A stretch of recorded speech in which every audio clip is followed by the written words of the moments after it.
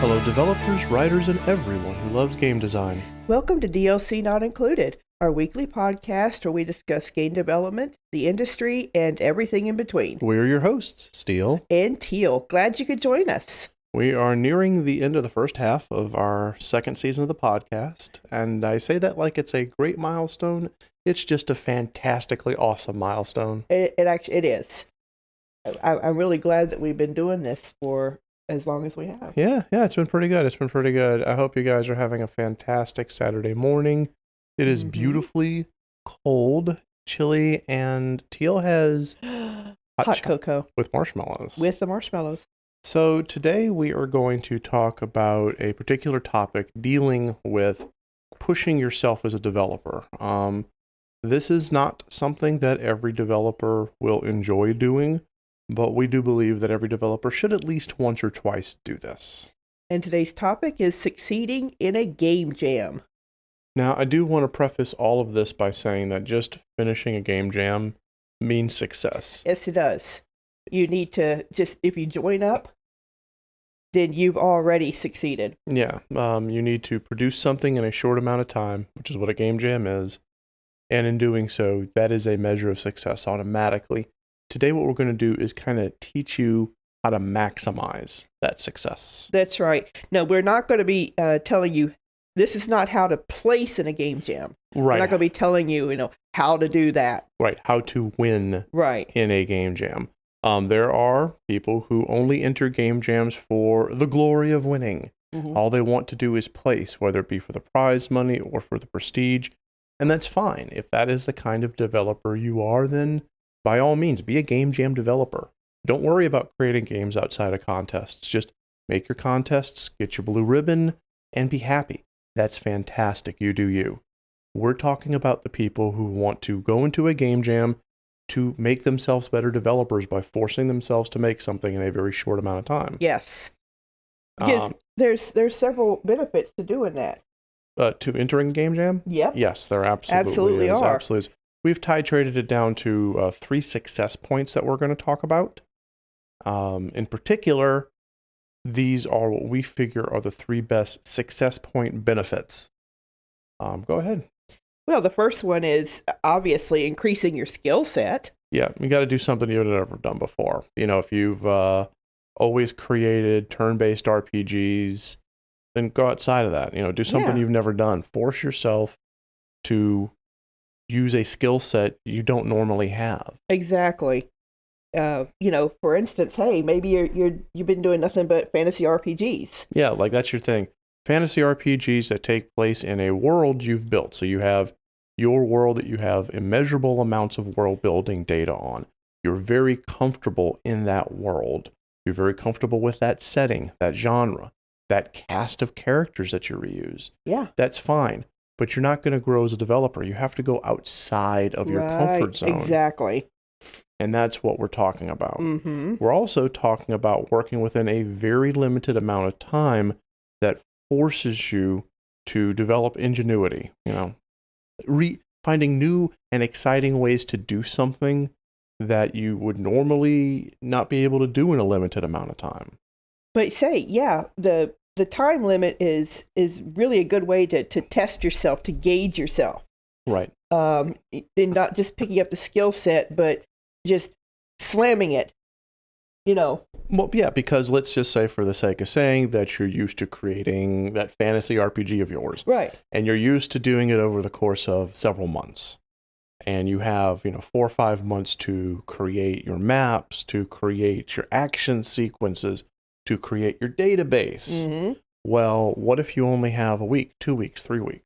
Yeah. Now you've got to have some level of ingenuity. It forces that ingenuity to create the thing you want to create within that highly limited time. Yeah. Of course, it also, it's all about project management. Yeah, learning, practicing, doing. Yeah, project management, because the tighter your project management is, the more successful your game is going to be, the better it's going to be received. And even if it doesn't place, the more it'll look like you actually have a process. Yeah. Instead of just slapping out a whole bunch of stuff. And again, you're all about learning and growing with these game jams. Right. So nailing a process for project management is quite an accomplishment. Yes, if you can manage a project, whether it be a small project by yourself, a larger project with a team, a small project with a large team, et cetera, et cetera, et cetera. If you can get good at the project management side of game development during a jam, that is going to translate over to regular game development really easily. Oh, yeah. Okay. We're going to go over each of these success points a little more in depth and talk a bit about how you can go ahead and do them. Let's start with success point 1, increasing your skill set. Increasing your skill set. Hey, an engine. Okay. Okay. Right. So use an engine or a tool set that you want to improve with. Right. You may know the basics of it, right? Right. But you want to get better. You probably don't want to do a game jam with an engine you've never used before. That's probably, and I'm saying probably, it's probably the wrong time to pick up a new engine. But it's not the wrong time to pick up an engine that you're, used to or just a little used to. But you want to do a lot of improving with. Like, let's say you've recently got into using the Unity engine and you're learning the latest version of Unity, you know the UI, you know the basic concepts of the different properties, and you want to get better at it. Or let's say that you're new into Unreal, but you've only really used the editor and you only know the basics of blueprints and firing those pins off. Right. Well, then now you can use this game jam to create something in Unreal specifically to challenge your knowledge of blueprints. Yes. So it's something that you know the basics of, but want to improve with. And this is a great way to do that. It really honestly is. It is. And also finding ways to improve. You as a developer can improve in general if you create a game type that you don't usually create. Yeah, like we were saying, if you're used to doing the fantasy RPGs, why don't you try doing a platformer? Maybe. Yeah, platformer, like a 2D platformer. Yeah, 2D platformer. Top down. Top down. Go to another genre. Go to another genre, yeah. Yeah, horror or science fiction. Yeah. Get yourself out of your comfort zone with the type of game. And not just genre, but type as well. Like type, yeah. Teal mentioned instead of a turn-based RPG, a platformer. For a game jam I was recently in, I created an escape room. I've never made an escape room game before. I have no idea how escape room games are supposed to work other than the ones that I've played. So I went way out of my comfort zone. The stuff I usually like to make is either turn-based or, horror exploration, survival horror. Right. This was very different. Just pure escape room. Yeah, I gave it a bit of a spooky aesthetic because it was for a Halloween game jam, but it was really just, find the codes, input the codes, and get the hell out. Right. So I forced myself by choosing something I don't usually make. I wrote another story for a team of people that usually do turn-based RPGs, and instead it was a mystery. So in those instances, doing this stuff, I pushed myself by doing something outside of what I usually do. And that, to me, is more about, I learned more about how to be part of that development process by making something I've never made before. And you did it all in a short time limit, too. Yes. You're going to want to settle on features. Now, when you're making your game jam game, it's going to be very tempting to cram as many features into a game as possible. And I saw both the positive and negative side of that. One of the games had only a very small feature set. The other had a very large feature set, and the one with the larger feature set had problems. But there's also another side of this. First off, not only do you want to focus on one or two real strong features that you're going to get really good at. So let's say that, for example, this is for my escape room game, the two features that I were focusing on was interactivity of objects, and I also focused really hard on nonlinear narrative flow. What I didn't focus on was user interface, and it actually showed. And I found that I, as a developer, need to work better on, when do I click here, when do I click there, and what do those clicks do? Yeah. That was my weak point for my escape room game. That's where my game was the weakest. I focused so heavily on the logic, I didn't focus on the UX part of that, and it showed. But again, it's a learning experience. And the thing that I noticed with your game, and, well, any successful game that I've seen in a game jam is that you're not formulaic. Yes. And what I mean by that is you don't follow the set way of doing X thing that you usually do. Like if every game jam game you ever create follows an exact formula of both mechanics, storytelling, characters. In other words, you're just basically remaking the same thing over and over again. You're not going to learn as a developer. You're not going to learn as a developer, and we as the player, we're going to pick up on that, and we're going to go, oh yeah, there's Bart, and there's his dragon game. It's a Bart game. It's a Bart game. So that's actually not a good thing for a game jam. Yeah, unless you are, again, specifically just trying to win. If you're just trying to win and you have a winning formula, you do you. Seriously, it's okay. But if you're trying to grow as a developer, don't be formulaic. Go outside your comfort zone. Do something other than what you're used to doing, and you will succeed. You will find success. Yes, you will. Now, another way that you can find success is forcing ingenuity. This is a topic that's a little bit more abstract because showing ingenuity could be any number of things. Let's start with my favorite, fabrication. Ah, yes. So, hey, one of the things you can do is learn to fabricate the assets that fit your game. Yeah, so in other words, create assets or modify assets that already exist to fit your game. You can use things like Photoshop or Blender. Audacity for sound. Any DAW really from sound to music. And again, choose something that you know. Okay? Choose something that you know. So don't try to learn Blender. If you know the basics of Blender, if you know how to create a model, extrude faces, etc., and you want to focus on rigging because you want to make, custom animations, maybe this game jam is where you will work on rigging a model in Blender. So that, to me, is a good thing. And then you create these models, you fabricate these models very quickly. Maybe one of the things you do to show ingenuity is you create a base model. And then for your game jam, you need like 6 or 7 versions of these characters. So you fabricate your base model, you create your base model, and then you just add additions, new hair, new eyes, new clothes. And that way you're learning how to use a base model to create variations very quickly to populate your game world, things like that. Yeah, and not only are you learning to push this, to do this, but you're adding customized assets to your game, which generates a lot of interest. Yeah, exactly. People are like, hey, this person knows how to model. A good example in Photoshop, if you're going to create like a survival horror game, survival horror games love to have letters posted around by the person who came before you. Yes.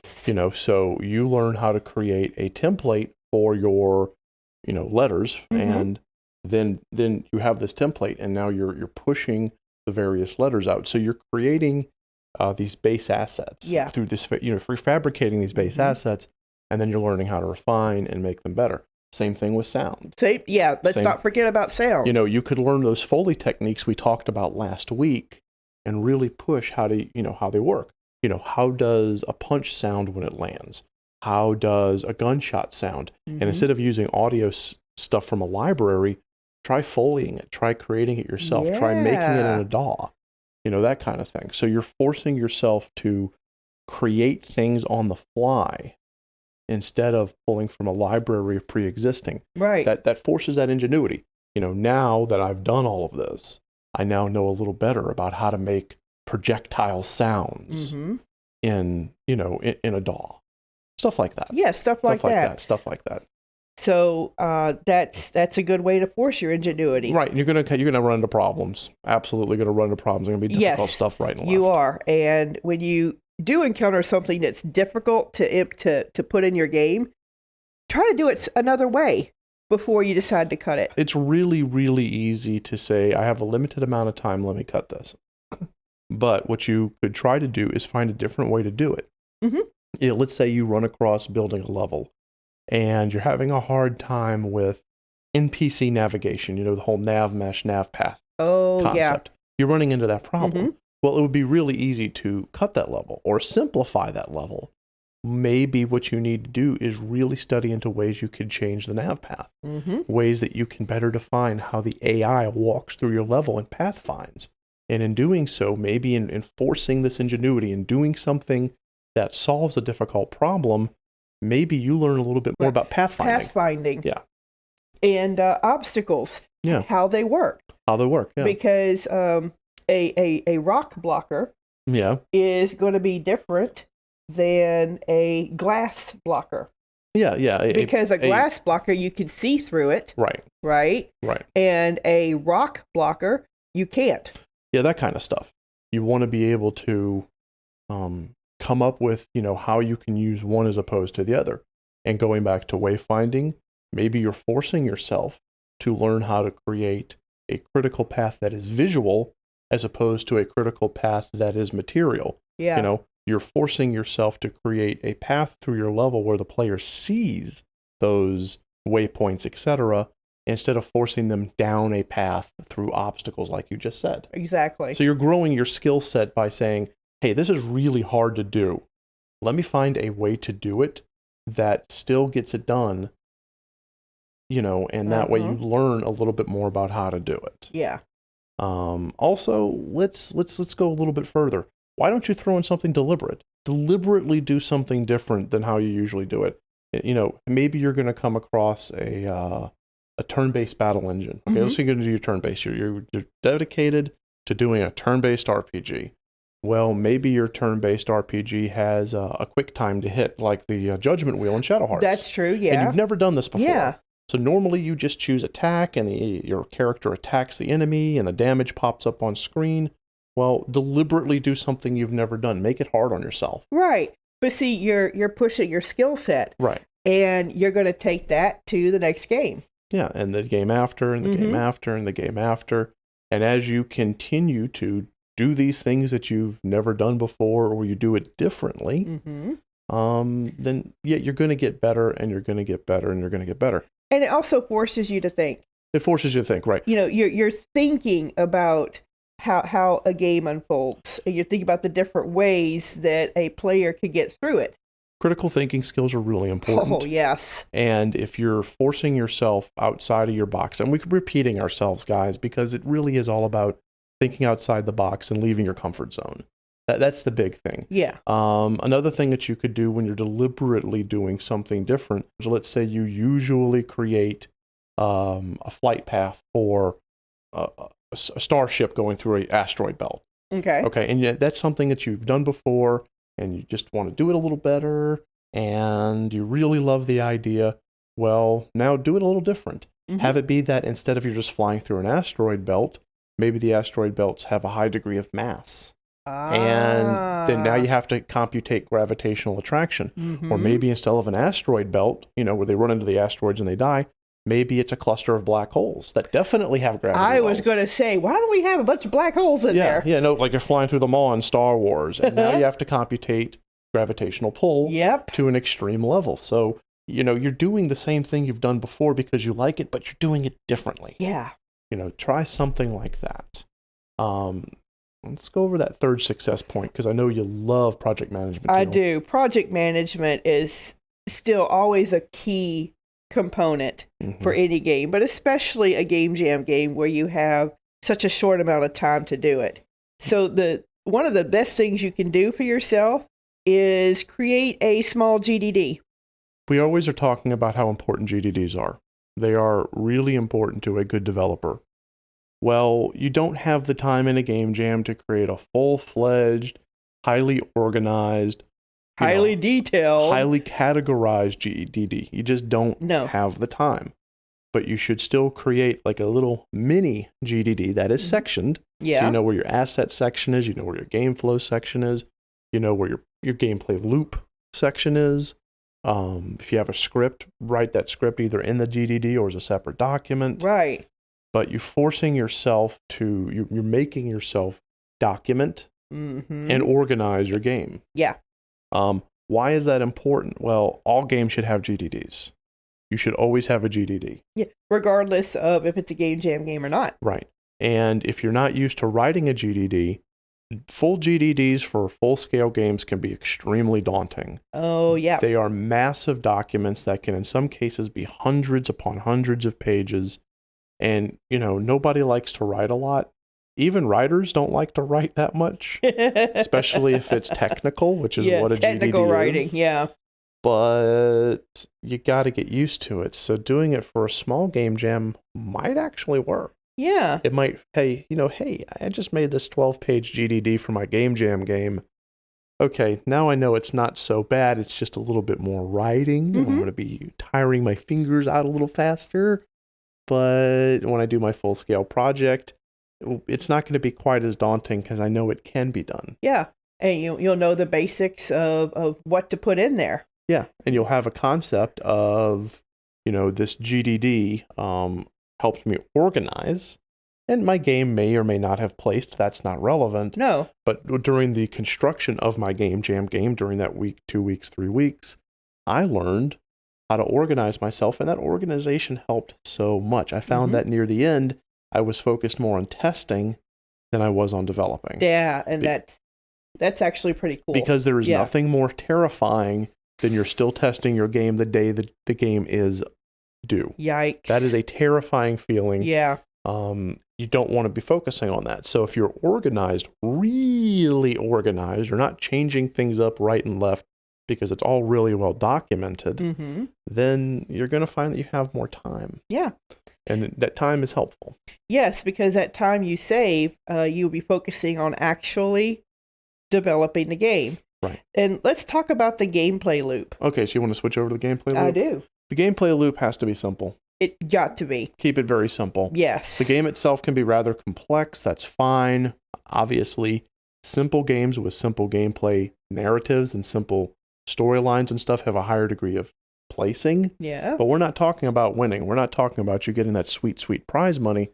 We're talking about you getting that experience. And it all comes down to the gameplay loop. Yeah. That is key. Your gameplay loop needs to be really simple. When you're writing, and you're creating that GDD and you're creating that gameplay loop, if you find that it's overly complex, cut, simplify.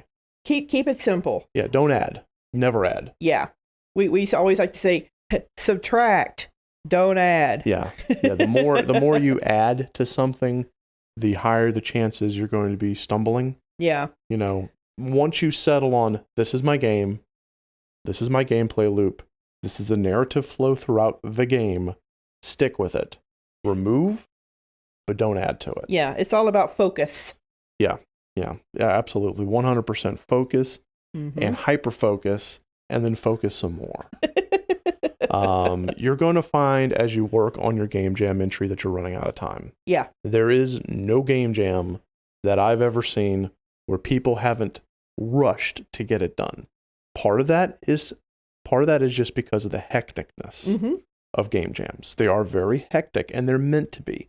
They're meant to simulate pressure by putting you under pressure. Yes. And if you've ever worked in the industry, you know that crunch time is absolutely just this. It's real. It's real, and it's crushing, and you feel like every minute the clock is ticking to total disaster. A game jam simulates that. And it simulates it in an environment where it's not going to cost you your job. Exactly. Or your sanity or your health. Because you can always say, I just don't have enough time. Fine, here's my unfinished project. At least I did something. Yeah. But you're going to want to give yourself some time. And you're going to want to give yourself time for development, time for refinement, and time for testing. Yes. And tweaking. Because you're going to be doing both. And we kind of talked about this back and forth for a while. And we came up with a number. Yeah. Based on the activity that typically goes into creating a game. Right. We've decided that one third of your total time should be spent on testing and tweaking, finding the bugs and fixing them. Yeah, if you personally have 3 weeks to create a project, give yourself a week for testing. Yes. So that's 2 weeks for development, 1 week for testing and tweaking. During that tweaking, you may find that you're changing up how a feature works because it breaks the other features around it. That's Halo testing. Yeah. That's fine. That's fine. You're basically making sure that fixing one thing doesn't break other things. But you're not adding.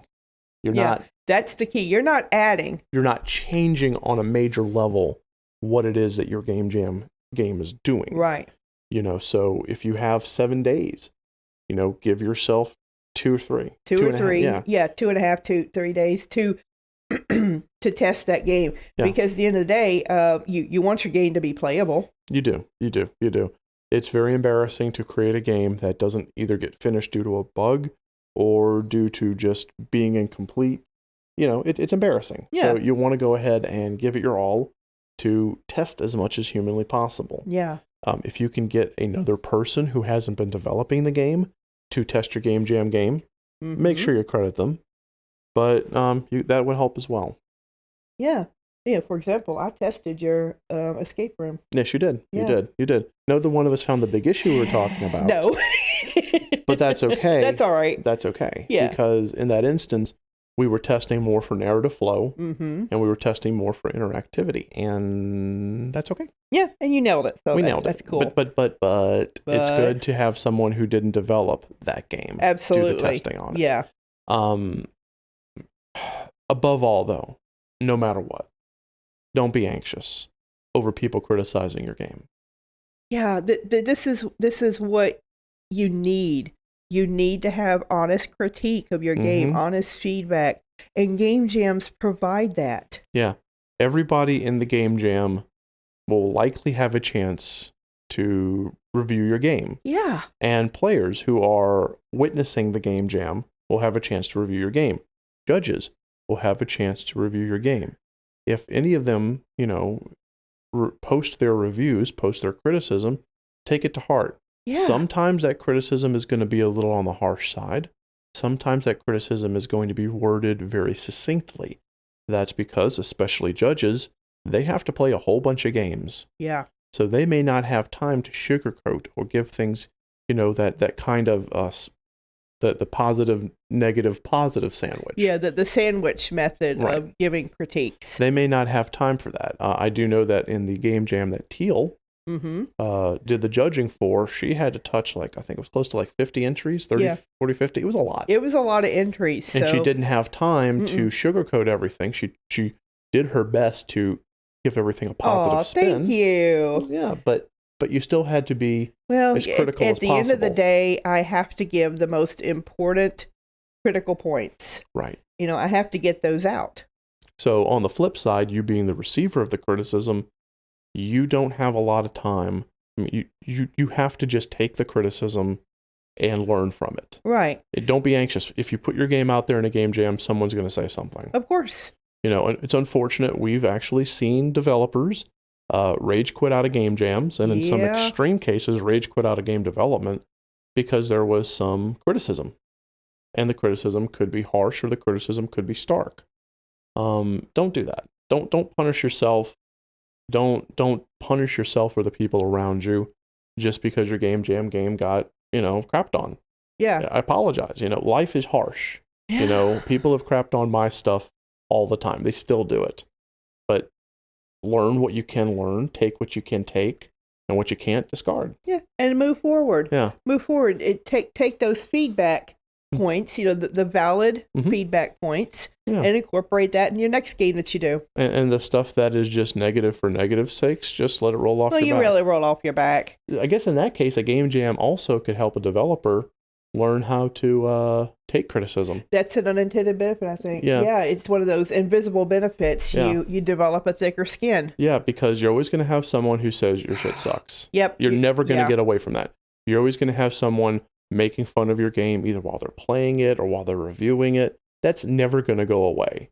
It's just not. But by the same token, you can learn how to just deal with it and move on, because the moment you put a piece of artwork out there, it's going to get criticized. Yeah. All right, so I did a lot of talking in this one because I was the one who experienced a game jam recently. Yeah, but I think that I could add a bunch of this since I was a judge. I was a first-time judge. Yeah, go ahead. Talk about that a little bit, because that was a very good experience for you, wasn't it? Yes, it was. For my side, the organization was key. I had to keep organized as to which game I was reviewing and keeping all the points I noted organized. Organization is key for if you're judging, and time management. Now, let me ask you this. As a judge, could you tell which games were better organized and which ones were just thrown together. That was for the Komodo Jam. Yes, for the Komodo Jam, I definitely could tell which games did have a level of organization of project management because they just flowed better. They played better. The gameplay was smooth. The gameplay loop was seamless. And the use of assets and features seemed very thoughtful. It seemed that they had a focus on their features. They focused on one or two things, and they did those one or two things very well. The games that I felt were more successful. Yeah. Okay. Some games focused on unique assets, not just visual, but sound as well. Right. And, whereas the gameplay was okay, I could tell the focus was the developer was pushing themselves to create, to actually create different assets. And I appreciated that. Yeah. But yeah, you can definitely tell when you're a judge which games people put thought into and focused, or you could tell what they're focusing on, and the games that were just thrown together. So from this, you can say that a judge, seeing which one of these were following different success points, especially the project management points, it's very obvious in the final product. Yes, it is. Okay. Yeah, you can tell. I can't think of you specific examples. It's been a while, but just in general, when I was playing through a game, my experience, I graded it on how smoothly I got through the game. Right, even if it was a game you got stuck on. Yeah. I mean, I'm not. I'm a typical player. I'm not perfect. I don't. There's some games that I'm not. Some things I'm not good at, like getting my timing down. Those QTE events or whatever. Like reaction time. Reaction time. That's what I'm trying to say. Yeah. Okay. But that didn't mean in the slightest that the game was bad. I was bad. Yeah. Right, but I'm digressing from the topic. The topic is, what I'm trying to say is that games that do have well managed time and organization just play better. They just play better. So to kind of wind this back to the very beginning, learning how to succeed in a game jam is about learning how to stretch that skill set to where the people who play it will go, okay, yeah, the developer definitely had their shit together. They may not place, but they knew what they were doing. And then you as a developer, you succeed in the game jam if you did something that you've never done before, if you learned how to be a better developer. Right. I guess since we're kind of going in two different points, that success, of course, is measured by, a subjective metric. It's very subjective. And a developer can feel that they succeeded in a game jam if they learned something new about being a developer. That's what I measure the success by. When I'm developing, is did I learn something? And the judges or the players would measure success by how well it plays. Okay. Yeah.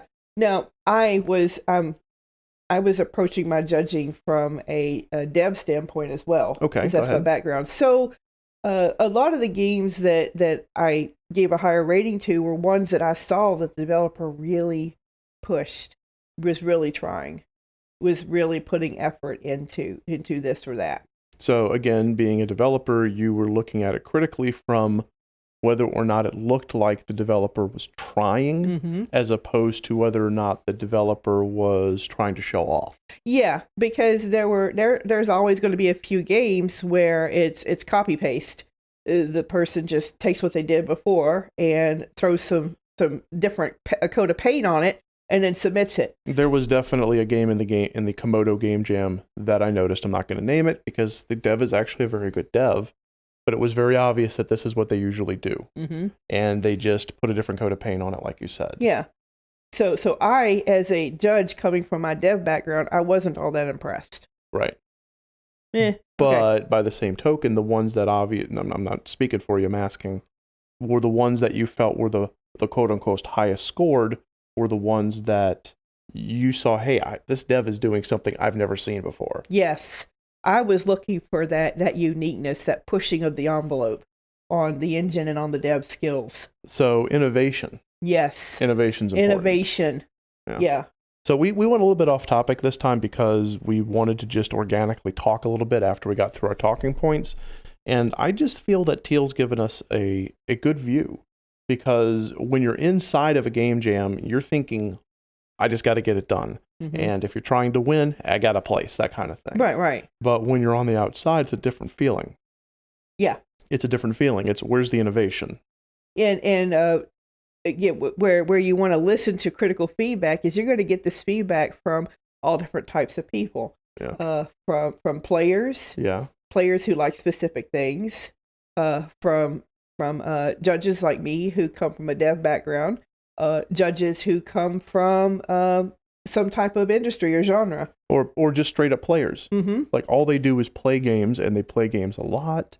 So they're approaching judging from a player standpoint. So yeah, all the feedback you get during a game jam, it's like this microcosm, a cross section of the real world. There you go. And you're getting and take that feedback from all these different little perspectives, because that right there is a very succinct way, a very, very good way to get a large amount of diverse feedback.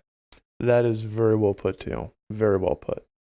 All right, so now it's time for us to take questions from our live audience. And if you've been watching, remember to use that podcast question feature in our chat. I really like what you just said. I really do. That creating a game for a game jam and receiving feedback from the judges, the players, the other devs, is a really good way of getting that cross-section from the actual world. And I've never thought of it like that. Mm-hmm. So yeah, that was pretty good. And I think all of y'all listening out there, you can take that to heart. When you create a game jam game, even if it's just in a small community, or a singular community, you're going to get a cross-section of reality. And that's good to know. That's good. You're operating outside of your echo chamber, which you always want to do. Absolutely. But you're also not throwing yourself into the wilds that is the internet. Maybe instead of having, 600,000 people play your game, you just have 60.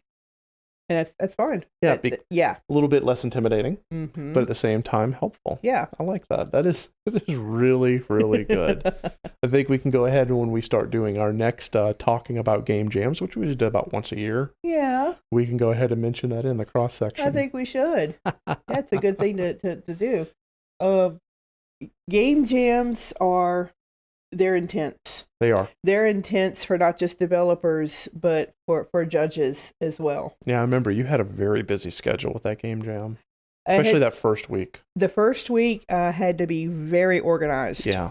And very focused, because that was just the sheer quantity of games I had to get through, and games are all different. All of them. They are indeed. They're all different. So you go from one game to the next and you switch gears. Yeah. It's also one of the things that I liked about the game jam I was in recently was learning how to work on a team again. I hadn't touched working on a team outside of working with you in a very long time. And I was on 2 different projects, and one of them was a sizable team. I think it was about 10 people.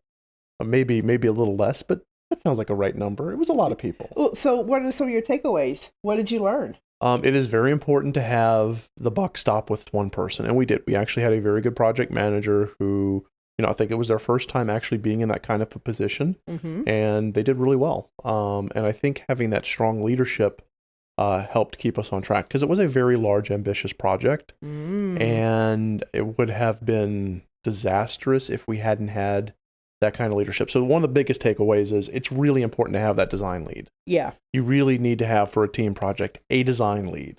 And I'm not talking about the creative director. I'm not talking about the idea man. I'm talking about the one who takes the ideas and brings a level of organization. That's important. It reinforced how important a GDD is. We had a GDD. Oh, yeah. We had to have a GDD. Because of the scope of your project. Right. Yeah. Right. And without that GDD, it would have been absolutely just bonkers. Yeah. It reinforced that you have to consider the GDD to be a living document and not a Bible. The GDD has to change, as the project changes, and the project changes those changes are reflected in the GDD. Group communication is imperative. The communication, I thought, was a good takeaway. Yeah. Because you have to learn, right, how to communicate. You got to learn how to communicate. You got to learn with different people. You got to learn the collab tools. If the team doesn't know how to use the collab tools, communication is going to break down even with the best of intentions. Yeah.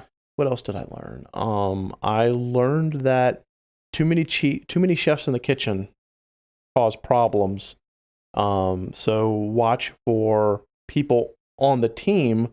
There's a difference between someone on the team rising to the challenge and someone on the team taking control. I'm not saying that happened. I'm just saying watching a team come together, it's very important that the people who are type A personalities don't run away with aspects of the project. That's true. That's important. Testing is hyper important. Testing is hyper important. And I learned that for both, because for the solo game, I forced myself only 7 days. You know, I was working that one on the side as opposed to working like the main project. The main project for me in that game jam was the group project. Right. I gave that one priority. So for my escape room game, I only gave myself 7 days to work on it at all. And each day I worked on it about 3 to 4 hours tops. So when I was working on the escape room game, I had a highly limited amount of time, and that was a self-imposed limitation. So it really forced you to focus and only put in there that which needed to be put in. And it showed to me a weakness that I as a developer have. Oh. My weakness is the ease of the user playing it, the ease of that user interface. How does the player play the game to where it's easy for them to do something? Yeah. So that while they're trying to figure out how to solve a puzzle, the mechanisms in which to solve the puzzle need to be as easy and intuitive as humanly possible. And that's my weakness. Yeah. My weakness is I may have a complex puzzle, but if I make it hard to solve that puzzle mechanically, it's just going to be impossible. It's going to be impossible for people to tackle. So I learned a lot about myself as a dev in that situation. Yeah. Yeah. Oh, excuse me. So it was very, very, very, very easy for me to pick up on my personal weaknesses. On a team level, I noticed that I still, after all these years, have a scope issue. I always make things bigger than they should be. Yeah. I've done that as a solo dev. I did that when I was working for this Laser Shot and for TimeGate. Every time I've worked for anything, I've always overscoped. Yep, you want to jump in there and create an epic. Right. And if I'm not chained, if I'm not pulled back, if I'm not held back, I will absolutely make an epic. 100%. It'll be a sprawling epic that ends up being that no one can finish. Right. So I've learned those two things about myself. All right, so we do have a question. Here we go. This question is from KV. Okay. They ask, what are the benefits and drawbacks of engine-specific jams? That's a good question. And that harkens back to the Komodo jam that I judged for. Because that was RPG Maker MZ. Right, you had to develop in the MZ engine. Sorry, allergies. Okay, that's a really good question. Here we go. Okay, you want me to field that one? Okay, you go ahead. I do have some thoughts. Okay. The benefit is you're going to get better in that engine. You're going to get better in that hands down. Just hands down. Because you have to use that engine. And it's even better if if the contest has a theme that takes you outside of what that engine normally does. Like, for example, RPG Maker MZ's contest, the Komodo contest. You had to use RPG Maker MZ. You couldn't use MV. You couldn't use any of the previous ones. It had to be MZ. And the theme, the quote-unquote theme, was make the game as good as humanly possible. Push the engine, push yourself. Yeah. You know, just show that you can walk toe-to-toe with the companies. You know, the AAAs. The AAA, well, the indie studios that put out the amazing titles. Oh, okay. Yeah. I correct myself. Yeah. So in that one, the benefit of that one was you had to push the RPG Maker MZ engine to its absolute limits. The drawback is the exact same. Yeah. You're only going to get good in that engine. So if you're an RPG Maker developer and all you do is RPG Maker game jams, you are never going to be anything more than an RPG Maker developer. That's fine if that's what you want to be. But Absolutely. if you want to broaden your skill base, if you want to put out something other than games created in RPG Maker, try being in a Unreal Game Jam. Try being in a Godot Game Jam. Try being in a Game Maker Studio 2 Game Jam. So the drawback is you don't leave your comfort zone. You don't leave what you're normally good at. And it's a lot easier to join a game jam in an engine you have a ton of experience on. Mm-hmm. Okay, so I agree with your benefits completely. I do have an additional drawback, though, with engine specific. And that is that you're only going to be using the specific tool sets for that engine. You're not going to be pushed at all into developing Ingenuity with using a different engine, using different tool sets, using different skill sets. You're not going to be pushed there at all. So if you're only working in RPG Maker, you're not going to get any better at blueprints, for example. Right. And you're not going to understand that at all. Right. And that's actually a good point to mention, if I may. Because if you're working, there are two great ways to talk about learning how to game logic works. Yeah.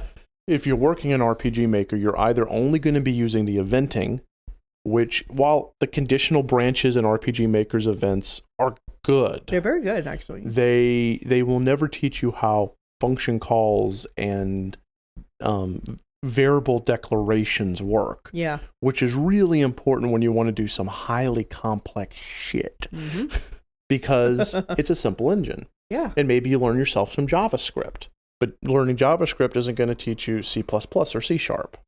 So yeah, I agree. You're going to be limited by the toolkit or tool set that engine has. Yep. That's very good. So yeah, those are my thoughts. Yeah. Let's see. I don't think we have any other questions. We'll give them a minute or two before we go ahead and end the podcast. I do like the idea of approaching a game jam in two ways. Looking at it when you approach it, are you approaching it as a developer or are you approaching it as a judge and a player? And I like that, because if you're part of a community, approaching something as a player does actually continue to help you. Yeah. Let's say I'm a player in this community. We'll just call it Community X, and there's a game jam. And I don't participate in the game jam as a developer, I just participate in the game jam as a player. Okay. Well, I will see all these games created under this amount of time, under this theme, with this engine and all these parameters. Maybe I, as a developer, even though I'm just playing these games, I learn a little bit more about what things can and cannot work, what it's capable of. Yeah. What the engine can do, what the tool set can do. During the jam that I judged, I saw some real innovation. Like, I saw a couple of things that I never even thought of before. Do you feel that you learned anything as a developer? I did. Yeah, because people did certain things I'd never thought about doing. For example, having a jumping through holes. I really loved that. There was a game where you jump through holes and you ended up and you fell through a hole. You end up in a different part of the map. Like, falling through a hole wasn't like instant death. Yeah. It was actually taking you around the map. It was a feature. Yeah. And I was like, wow, look at all this teleporting everywhere. And you had to learn. It got to be a little complex, and I was really impressed with the developer for that. So as a developer yourself, what did you learn from that? I learned that you have to be organized on your maps, your paths. You can, when you plot out your dungeon, I like to use graph paper. And you don't always have to use the typical walk path. Using a hole, you can jump from here to here, but on the paper, you've written that walk path. Right. Like exit A, enter A, that kind of thing. Okay. So you have to be very organized in laying out where each hole is and where it goes. And when you go to this other hole, where do you go from there? You have to keep that path going. So organization of your level map or whatnot. Okay. Yeah, I can see that.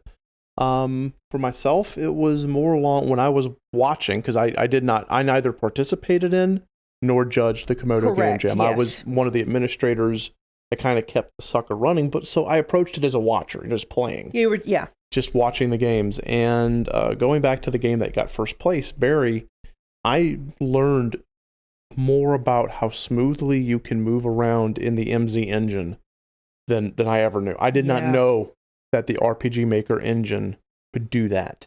And it was one of those games that if I hadn't known that it was RPG Maker MZ, I would have thought it was Game Maker Studio.